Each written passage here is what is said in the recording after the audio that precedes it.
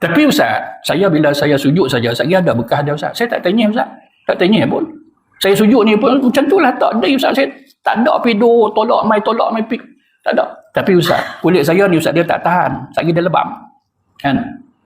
Adakah saya ini tidak mengikut sunnah itu? Dia cerita dia begitu. Orang yang usaha untuk dapatkan lebam, itu salah. Kan? Tapi sekiranya kalau kulit dia sensitif, tak salah. Tak salah. Kan? Ataupun memang nak jadi jodoh dia bila dia sujud saja tempat tu keras.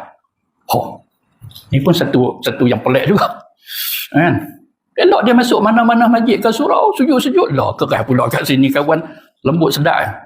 Tak apalah, contoh. Jadi bila dia duduk kena tempat keras selalu, lebam lah. Jadi macam mana pula dengan kontur? Kontur tak termasuk. Kulit sensitif tak termasuk. Dua dah, golongan tu.